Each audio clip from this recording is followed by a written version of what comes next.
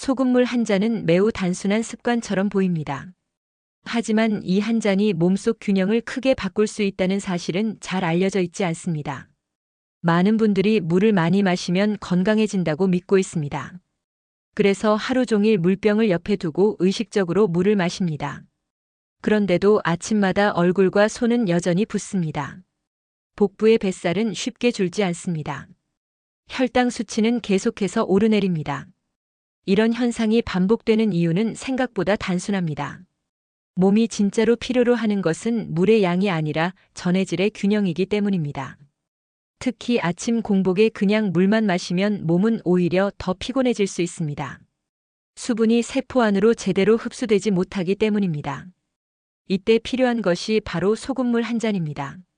물에 소금을 넣는다고 하면 걱정부터 되는 분들이 많습니다. 혈압이 오르지 않을지 몸에 무리가 되지 않을지 불안해지기 때문입니다.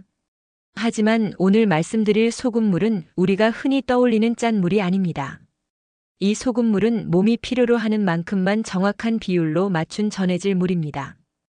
이 소금물을 단 일주일만 올바른 방법으로 마셔보시기 바랍니다. 아침에 일어났을 때 얼굴과 손의 붓기가 달라진 것을 느낄 수 있습니다.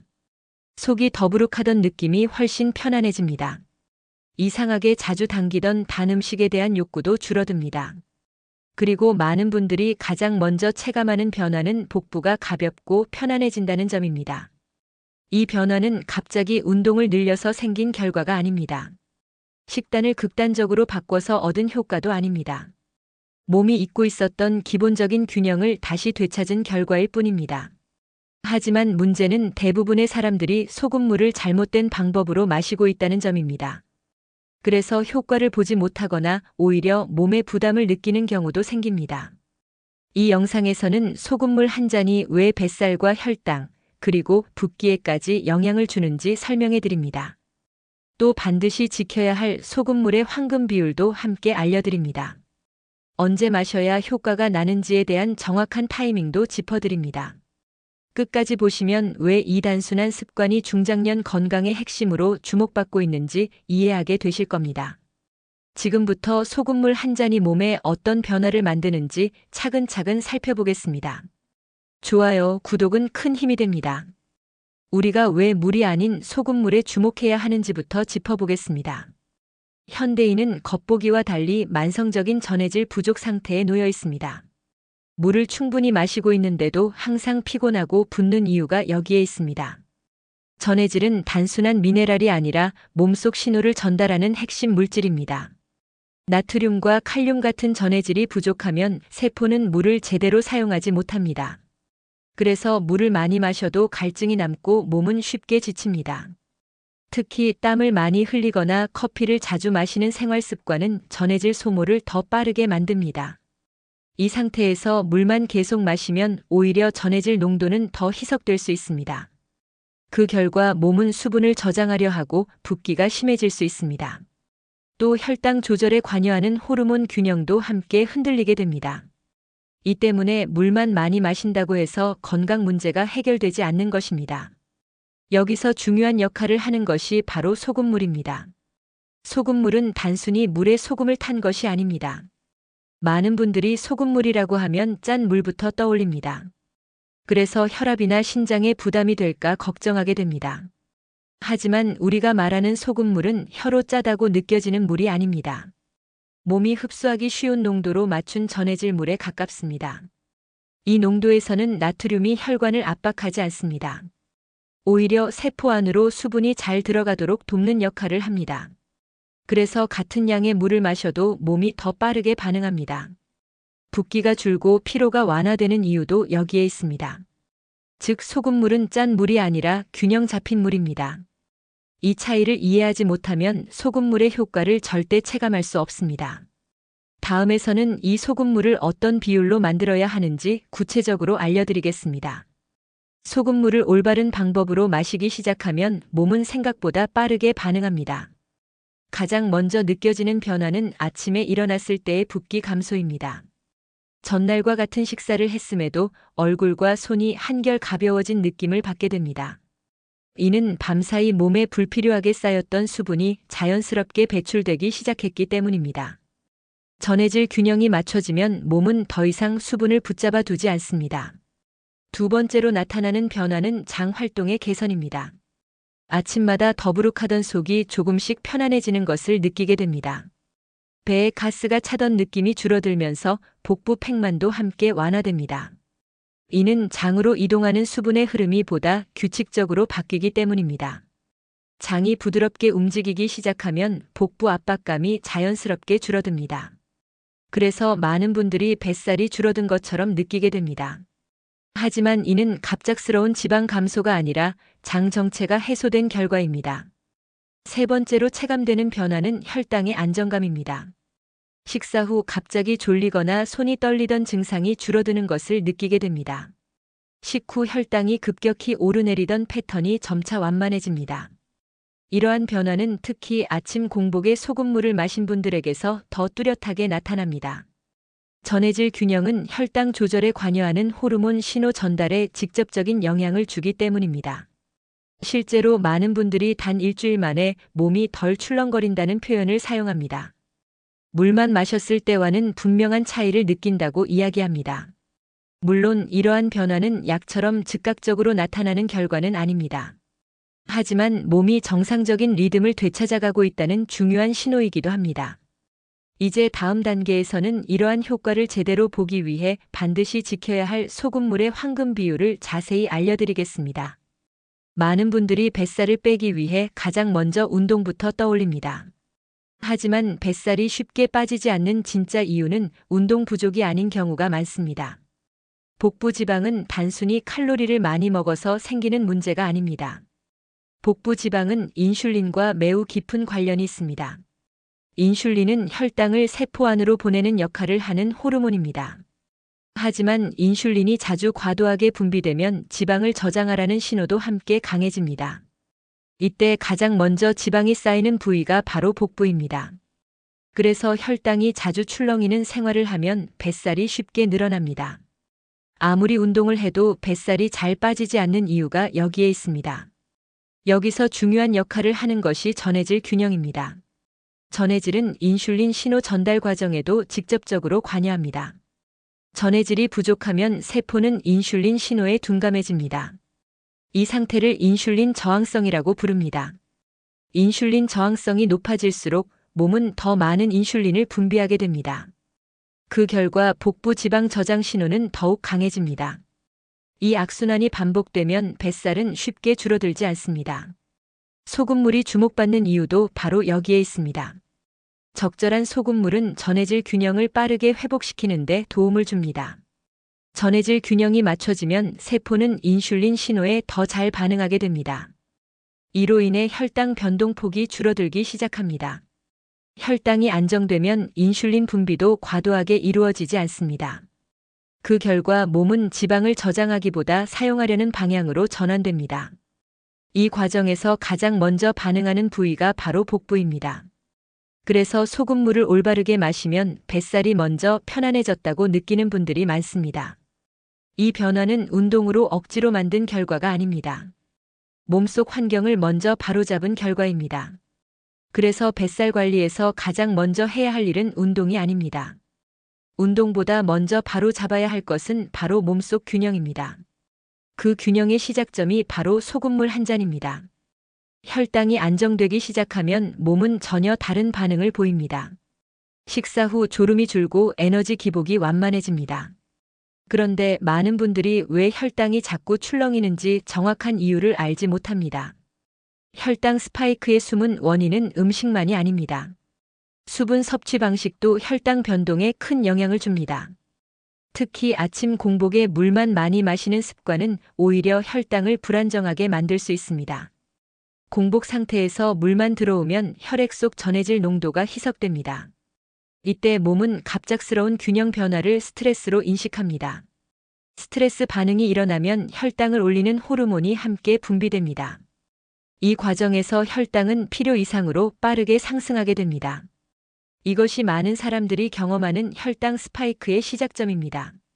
이후 혈당이 급격히 내려가면서 또 다른 피로와 허기가 찾아옵니다. 그래서 아침을 먹기도 전에 단 음식이 당기게 됩니다. 이러한 패턴이 반복되면 하루 종일 혈당 롤러코스터를 타게 됩니다. 여기서 중요한 역할을 하는 것이 전해질 균형입니다. 전해질은 혈당을 세포 안으로 전달하는 신호체계의 일부입니다. 전해질이 부족하면 세포는 혈당 신호에 제대로 반응하지 못합니다. 그 결과 혈당은 혈액 속에 오래 머무르게 됩니다. 소금물은 이 문제를 다른 방식으로 접근합니다. 소금물은 공복에 들어오는 수분의 전해질 균형을 먼저 맞춰줍니다. 이로 인해 몸은 갑작스러운 스트레스 반응을 일으키지 않습니다. 혈당을 급하게 끌어올릴 필요도 줄어듭니다. 그 결과 식사 전후 혈당 변동폭이 완만해집니다. 소금물을 마신 후 식사를 하면 혈당이 천천히 올라가는 느낌을 받는 이유가 여기에 있습니다. 이 변화는 단기간에도 충분히 체감할 수 있습니다. 그래서 많은 분들이 소금물을 시작한 뒤 혈당이 덜 출렁인다고 표현합니다. 이는 혈당을 억지로 누른 결과가 아닙니다. 몸이 혈당을 다루는 방식이 안정된 결과입니다. 혈당 관리에서 중요한 것은 참거나 줄이는 것이 아닙니다. 몸이 혈당을 안정적으로 처리할 수 있는 환경을 만들어주는 것입니다. 그리고 그 출발점이 바로 올바른 소금물 한 잔입니다. 이제 많은 분들이 가장 궁금해하는 소금물의 황금 비율을 알려드리겠습니다. 소금물에서 가장 먼저 중요한 것은 물의 온도입니다. 차가운 물은 절대 추천하지 않습니다. 차가운 물은 위와 장을 자극해 소화 기능을 떨어뜨릴 수 있습니다. 또 공복 상태에서는 몸에 스트레스를 줄 수 있습니다. 소금물은 반드시 미지근하거나 체온에 가까운 물로 준비해야 합니다. 손으로 잡았을 때 차갑지 않다고 느껴지는 온도가 가장 좋습니다. 다음으로 중요한 것은 소금의 종류입니다. 아무 소금이나 사용하면 안 됩니다. 정제 소금은 나트륨만 남기고 미네랄이 거의 제거된 상태입니다. 그래서 전해질 균형을 맞추는 데는 한계가 있습니다. 가능하다면 천일염이나 미네랄이 남아있는 소금을 선택하는 것이 좋습니다. 다만 반드시 비싼 소금일 필요는 없습니다. 중요한 것은 불필요한 첨가물이 없는 소금입니다. 이제 실제로 가장 많이 질문받는 비율을 말씀드리겠습니다. 기본 기준은 물 500ml입니다. 여기에 소금은 약 0.5g을 넣습니다. 이는 티스푼으로 보면 대략 8분의 1 정도에 해당합니다. 이 비율은 마셨을 때 짜게 느껴지지 않아야 합니다. 혀로 짠맛이 느껴진다면 비율이 과한 것입니다. 소금물은 맛으로 효과를 보는 것이 아닙니다. 몸이 부담 없이 흡수할 수 있는 농도가 핵심입니다. 처음 시작하는 분이라면 소금 양을 더 줄여도 괜찮습니다. 몸의 반응을 보면서 천천히 맞춰가는 것이 가장 안전합니다. 이 소금물은 하루 한 잔이면 충분합니다. 여러 번 마신다고 효과가 더 좋아지지는 않습니다. 오히려 과하면 몸에 부담이 될 수 있습니다. 올바른 비율과 방법으로 마실 때 소금물은 전혀 짜지 않습니다. 그래서 소금물은 짠 물이 아니라 균형 잡힌 물이라고 표현하는 것입니다. 다음으로는 이 소금물을 언제 마셔야 가장 효과적인지 정확한 타이밍을 알려드리겠습니다. 소금물은 무엇보다 언제 마시느냐가 매우 중요합니다. 같은 소금물이라도 타이밍에 따라 몸의 반응은 완전히 달라집니다. 먼저 가장 많이 헷갈려하는 부분이 공복이냐 식후냐의 문제입니다. 소금물은 반드시 공복에 마시는 것이 좋습니다. 식후에 마시면 소금물이 소화 과정에 불필요한 자극을 줄 수 있습니다. 특히 식후에는 이미 혈당과 인슐린이 움직이고 있기 때문에 효과가 떨어질 수 있습니다. 공복 상태에서는 몸이 수분과 전해질을 가장 빠르게 받아들입니다. 그래서 소금물은 아침에 일어나자마자 마시는 것이 가장 이상적입니다. 아침 공복은 밤사이 비워진 전해질과 수분을 보충하기에 최적의 시간입니다. 이때 소금물을 마시면 몸은 하루를 안정적인 리듬으로 시작하게 됩니다. 아침 붓기가 줄고 속이 편안해지는 이유도 여기에 있습니다. 또 아침에 소금물을 마시면 이후 식사의 혈당 반응도 완만해지는 경향이 있습니다. 그래서 소금물은 아침 루틴으로 가장 잘 어울리는 습관입니다. 다만 소금물을 마신 직후 바로 식사를 하는 것은 피하는 것이 좋습니다. 소금물을 마신 뒤 최소 10분에서 20분 정도의 여유를 두는 것이 좋습니다. 이 시간 동안 몸은 전해질 균형을 먼저 맞추게 됩니다. 반대로 절대 피해야 할 시간대도 있습니다. 저녁 늦은 시간이나 잠들기 직전에 소금물을 마시는 것은 추천하지 않습니다. 이 시간대에는 몸이 휴식 모드로 들어가기 때문에 수분 배출이 원활하지 않습니다. 그 결과 밤중 화장실을 자주 가게 되거나 붓기가 남을 수 있습니다. 또 자기 전 소금물은 수면의 질을 떨어뜨릴 수 있습니다. 운동 직후 바로 마시는 것도 주의가 필요합니다. 운동 후에는 땀으로 이미 전해질 변화가 생긴 상태이기 때문입니다. 이 경우에는 소금물보다 일반적인 수분 보충이 우선입니다. 정리하면 소금물은 하루 중 단 한 번이면 충분합니다. 가장 좋은 시간은 아침에 일어나 공복 상태일 때입니다. 가장 피해야 할 시간은 저녁 늦은 시간과 잠들기 직전입니다. 이 기본 원칙만 지켜도 소금물의 효과를 훨씬 안전하게 체감할 수 있습니다. 다음으로는 어떤 분들에게 특히 효과가 잘 나타나는지 살펴보겠습니다.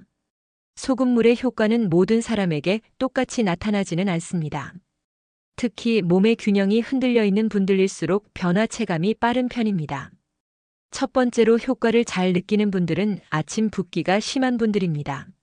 아침에 일어나면 얼굴이나 손이 자주 붓는다면 몸이 수분을 붙잡고 있다는 신호일 수 있습니다. 이는 전해질 균형이 맞지 않아 수분 배출이 원활하지 않기 때문입니다. 이런 경우 소금물을 올바르게 마시면 붓기가 비교적 빠르게 완화되는 느낌을 받을 수 있습니다. 특히 손가락 반지나 신발이 아침에 꽉 끼던 분들이 변화를 먼저 체감하는 경우가 많습니다. 두 번째로 효과를 느끼기 쉬운 분들은 단 음식 당김이 잦은 분들입니다. 식사를 했는데도 계속 달콤한 음식이 생각난다면 혈당 변동이 잦다는 신호일 수 있습니다. 전해질 균형이 무너지면 혈당 조절 신호도 함께 흔들릴 수 있습니다. 이 상태가 반복되면 단 음식에 대한 욕구가 쉽게 생깁니다. 소금물을 통해 전해질 균형이 안정되면 이런 당김이 줄어드는 것을 느끼는 분들이 많습니다. 그래서 소금물을 마신 뒤 간식 생각이 덜 난다고 표현하는 경우도 있습니다. 세 번째로 특히 주목해야 할 분들은 혈당이나 혈압이 경계선에 있는 중장년층입니다. 이 시기에는 몸의 조절 기능이 예전만큼 빠르게 작동하지 않습니다. 작은 생활 습관의 차이에도 몸의 반응이 크게 달라질 수 있습니다. 소금물은 약이 아니라 습관이기 때문에 부담 없이 시작할 수 있는 선택지입니다. 전해질 균형을 바로잡는 것만으로도 하루 컨디션이 안정되는 느낌을 받는 분들이 많습니다. 물론 모든 중장년층에게 동일한 결과를 보장하는 것은 아닙니다. 하지만 기본적인 수분과 전해질 관리가 부족했던 분들일수록 긍정적인 변화를 체감할 가능성이 큽니다. 중요한 것은 무리하지 않고 몸의 반응을 살피며 진행하는 것입니다. 소금물은 특정 사람만을 위한 특별한 방법이 아닙니다. 지금까지 설명한 특징에 해당한다면 한 번쯤 시도해 볼 만한 기본 습관입니다. 다음으로는 소금물을 마실 때 반드시 피해야 할 실수들에 대해 알려드리겠습니다. 소금물은 방법이 단순한 만큼 실수도 쉽게 발생합니다. 지금부터 말씀드리는 내용은 반드시 피해야 할 대표적인 실수들입니다. 첫 번째 실수는 소금물을 너무 짜게 마시는 경우입니다. 소금물은 짠맛을 느끼기 위해 마시는 것이 아닙니다. 혀의 짠맛이 분명하게 느껴진다면 이미 농도가 과한 상태입니다.